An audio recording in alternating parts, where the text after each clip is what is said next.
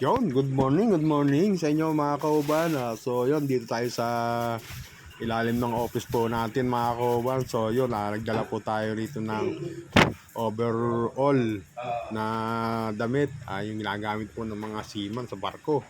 So yun, naisipan po natin dahil magki-Christmas, naisipan ko pong gumawa ng dummy na Santa Claus.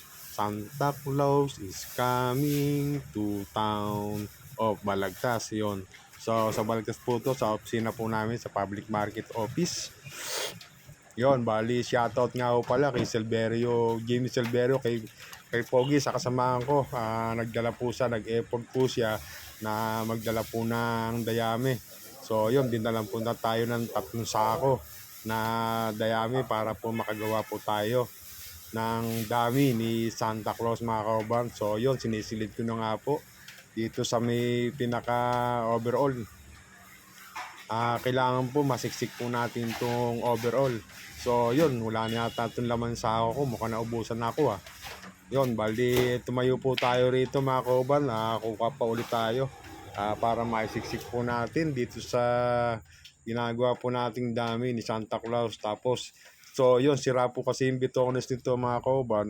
Yun, naisipan kong bumili ng pardible. Yun, nalagyan po natin ng pardible para po hindi bumuka yung pinakaharapan or tiyan ni ginagawa ko po Santa Claus. So yun mga kauban, natapos ko na po pala yung ginagawa ko Santa Claus. Pinali ko na po sa second floor. Bali ito mga kauban, wala po siyang ulo.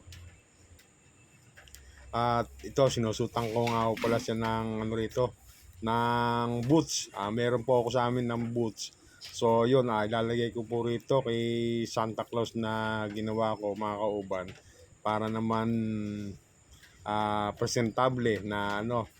Di po ba si Santa Claus nakaboots po na itim to mga kauban. So yun, nilagyan ko po siya ng boots dito.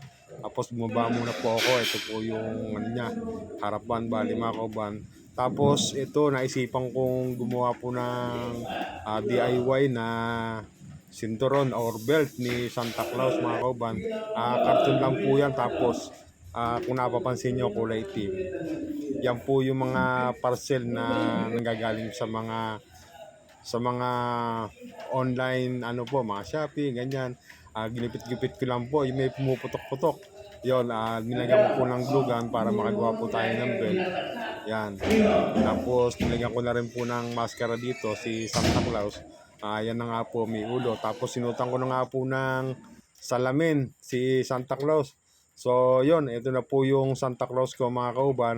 Ginawan ko na rin po siya ng pinaka ano niya, lagayan ng regalo para yung pinamimigay po niya sa Pasko.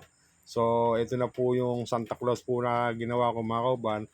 May balbas po siya. Bali yung balbas dito mga kauban, bulak lang po yan. Tapos nilagyan ko rin po ng guantes. Bumili po tayo ng guantes. Bulak lang po yung ano niya, pinakabalbas. So yon, diretso na rin po.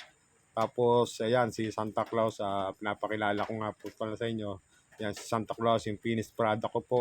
Dahil may labanan po kami rito sa may darating na ano na po itong Christmas, mga bilin.